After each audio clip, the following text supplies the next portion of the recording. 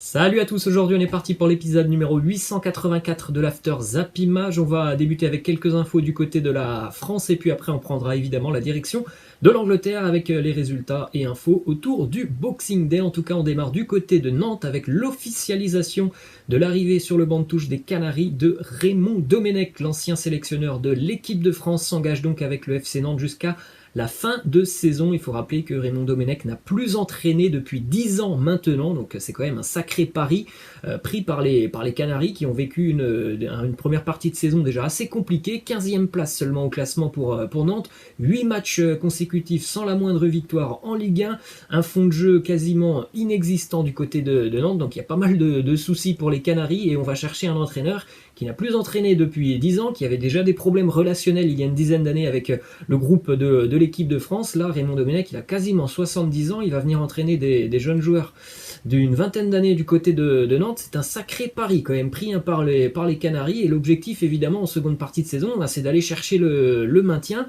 Ça va être quand même assez intéressant de suivre tout ce qu'il va se passer du côté de Nantes sur la deuxième partie de saison. On a une déclaration du président nantais Waldemar Kita qui nous dit: je suis convaincu des qualités que peut apporter l'ancien sélectionneur de l'équipe de France qui est habitué au plus haut niveau à notre club. En tout cas, Waldemar Kita a encore un petit peu plus creusé le fossé qui le sépare des supporters nantais, qui demandent tout simplement déjà depuis de nombreuses années sa démission. La grande majorité, pour ne pas dire la totalité des supporters nantais, sont mécontents de l'arrivée de Raymond Domenech à la tête des Canaries. Ensuite, on a une déclaration du principal intéressé, Raymond Domenech, qui nous dit: je suis très heureux et fier de rejoindre aujourd'hui un club mythique du football français comme Nantes. J'ai hâte de me mettre au travail avec le staff et de tout mettre en œuvre pour que le club retrouve une place digne de son rang. Sacrée mission pour Domenech sur la deuxième partie de saison avec les Canaries. Ensuite, direction Paris avec la une du quotidien Mundo Deportivo qui titre l'arrivée de Pochettino du côté de Paris avec un rêve. Mauricio Pochettino, qui donc devrait devenir le nouvel entraîneur du Paris Saint-Germain, aurait d'ores et déjà un rêve pour le mercato estival l'année prochaine avec le Paris Saint-Germain, c'est de faire venir Léo Messi à Barcelone. Pochettino aurait déjà un rêve pour le mercato hivernal, ce serait Christian Eriksen et Dele Alli, et le mercato estival, on parle de Lionel Messi. C'est quand même fort ce que nous font les médias espagnols. Il n'a même pas encore signé du côté de Paris, qu'on parle déjà du mercato estival avec la potentielle arrivée de Léo Messi. En tout cas, évidemment, le PSG sera attentif à la situation de Messi sur la fin de saison, et on peut aussi dire quand même que Lionel Messi et Mauricio Pochettino sont tous deux issus du même club en Argentine, le club des Newell's Old Boys, donc ça peut peut-être potentiellement aider Messi dans son choix aussi d'avoir un entraîneur argentin. Ensuite, les amis, c'est la fin de cette page France. On prend la direction de l'Angleterre avec les résultats de la veille Boxing Day. Leicester, Manchester United 2 partout, victoire de Aston Villa face à Palace 3-0, Fulham, Southampton 0-0, victoire importante évidemment pour Arsenal qui met fin à une terrible série en Première Ligue en s'imposant dans le derby londonien face à Chelsea 3-1. Victoire de Manchester City 2-0 face à Newcastle, et la bonne opération aussi pour Everton qui s'impose du côté de Sheffield 1-0. On démarre avec le résultat des Foxes, tenu en échec par Manchester United 2 partout. Leicester, c'est une équipe qui a beaucoup de mal en général face à Manchester United, et là on avait des Mancuniens qui sont quasiment imbattables à l'extérieur, donc résultat assez logique. Ça se termine sur un score de 2 partout. Jamie Vardy a de nouveau marqué pour Leicester.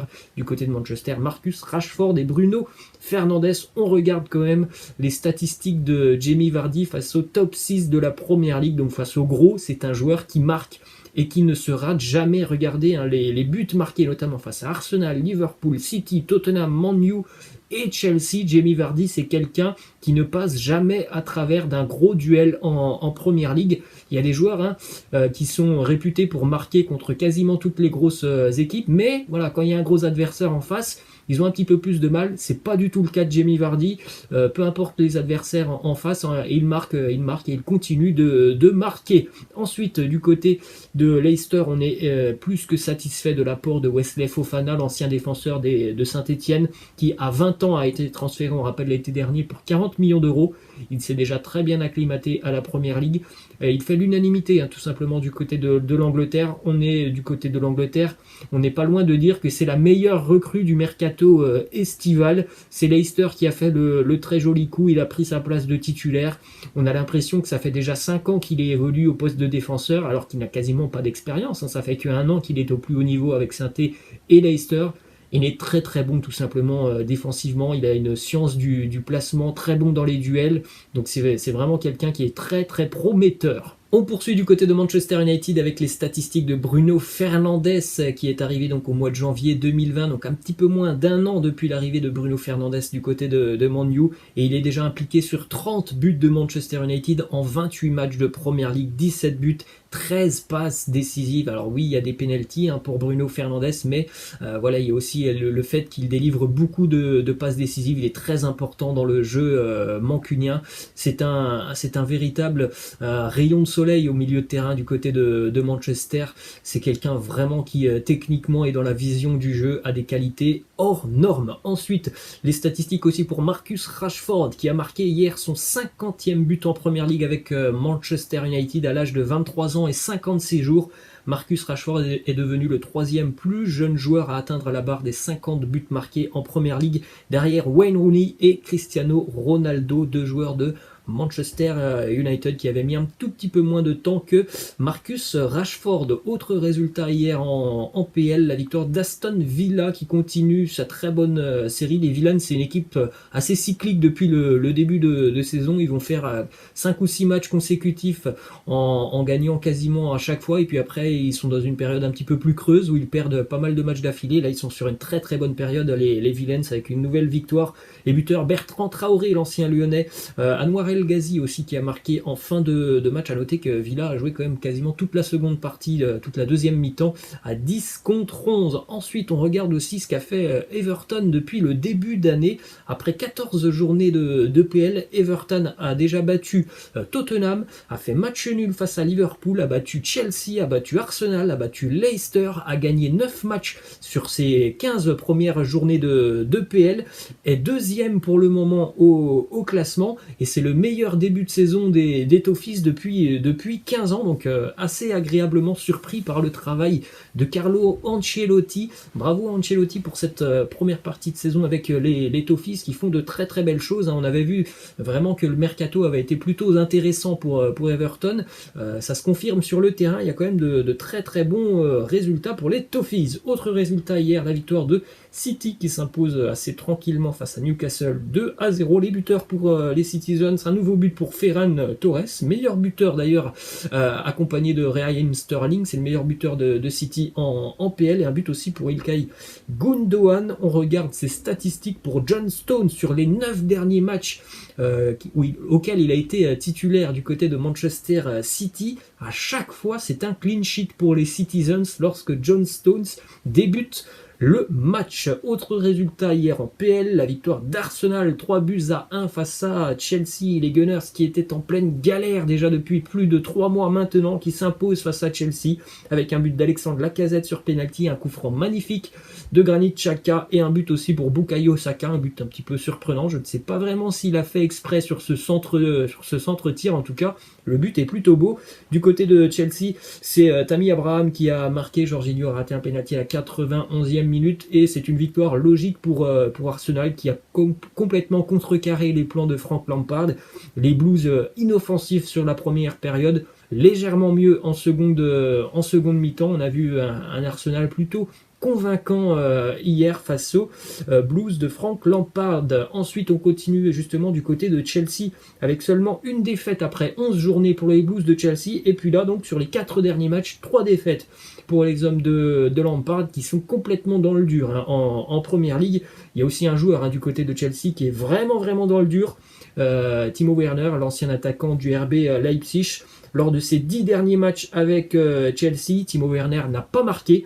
Et regardez surtout, 20 tirs, 8 grosses occasions, 0 but marqué. C'est un joueur de toute façon, Timo Werner, qui a toujours eu des problèmes d'efficacité devant le but. Alors il est vrai qu'il marquait beaucoup du côté de Leipzig, mais c'est quelqu'un qui a encore beaucoup à progresser devant le but en termes d'efficacité. C'est quelqu'un qui rate quand même beaucoup, Timo Werner. On continue les amis avec cette fois-ci les statistiques de Chelsea avec Hakim Ziyech et Chelsea sans Hakim Ziyech. Il y a une réelle différence depuis le début de saison. Lorsque Ziyech est là, c'est 12 matchs, 8 victoires, 4 nuls pour 0 défaite. Et lorsque Ziyech n'est pas là avec les Blues, 11 matchs, 4 victoires, 3 nuls et 4 défaites. Évidemment, hier, il n'était pas là. Le magicien marocain qui est déjà très très important pour les Blues, parce que sinon, lorsqu'il n'est pas là, ça manque cruellement de créativité sur les côtés, au milieu de terrain. Ça a été le cas hier pour Chelsea. On enchaîne avec le programme de la journée en première ligue. 13h, Leeds face à Burnley, 15h15, West Ham face à Brighton, 17h30, Liverpool, West Brom, et puis à 20h15, un joli duel aussi entre Wolverhampton et Tottenham. On continue du côté de Barcelone avec une déclaration de Léo Messi qui nous dit: c'est vrai que je suis privilégié par rapport à tout ce que j'ai vécu, mais il y a des moments où j'aimerais aussi être un anonyme et pouvoir profiter d'aller au marché, au cinéma, sans que tout le monde me reconnaisse. Cet amour que je reçois à travers le monde est vraiment spectaculaire, mais il y a des moments, surtout quand je suis avec mes enfants, où oui, c'est vrai, j'aimerais passer inaperçu. On continue du côté de Madrid avec, selon les infos du quotidien The Athletic, David Alaba qui va faire l'objet d'une offensive du Real Madrid. Le club espagnol serait prêt à offrir le salaire demandé par David Alaba. On rappelle, David Alaba sera libre de tout contrat sur le mercato estival. Il sera donc gratuit pour le Real Madrid. Il n'y a pas besoin de se mettre d'accord avec le Bayern, il faut se mettre d'accord avec le joueur, et normalement on pourrait donc avoir des négociations qui devraient débuter dans les prochaines semaines. Ensuite, une autre info qui concerne un joueur qui pour le moment est en Bundesliga, Erling Haaland. Il y a déjà plusieurs clubs, on sait, qui sont intéressés par le Norvégien, dont le Bayern, City, United, le Real Madrid aussi évidemment. Il y a un autre club qui semblerait être intéressé depuis quelques jours maintenant, selon les infos de Sky Italy. Chelsea aussi s'est montré intéressé par Erling Haaland. On continue justement avec une déclaration de Erling Haaland qui nous parle de ses plans à court terme. Il nous dit: mon plus grand rêve en ce moment, c'est de réaliser quelque chose avec le Borussia Dortmund. C'est pour cela que je travaille et c'est essayer de donner ça au club et aux fans, ce qu'ils méritent. Je ferai de mon mieux chaque fois que je le peux avec le Borussia Dortmund. On attend le retour sur les terrains de Haaland. Normalement, dans les 15 prochains jours, il devrait donc revenir sur les terrains avec le Borussia Dortmund. Ensuite, on a une déclaration de l'agent de Lautaro Martinez qui nous dit: il est bien là où il est, il grandit, il apprend, c'est un gars avec un potentiel énorme, sans limite, qui peut devenir un joueur de premier plan. Le plus important est qu'il soit habitué très rapidement au foot européen. Et on termine les amis avec une déclaration de Steven Gerrard qui fait de très très belles choses avec les Rangers du côté de l'Écosse. Et il nous dit oui, c'est un rêve d'entraîner Liverpool, bien sûr, ce club représente tout pour moi. Peut-être que le successeur de Jürgen Klopp dans quelques années sera Steven Gerrard, la légende de Liverpool. Voilà les amis, c'est la fin de cet After Zappima. J'espère que ça vous a plu. Je vous laisse, je vous dis à la prochaine. Ciao.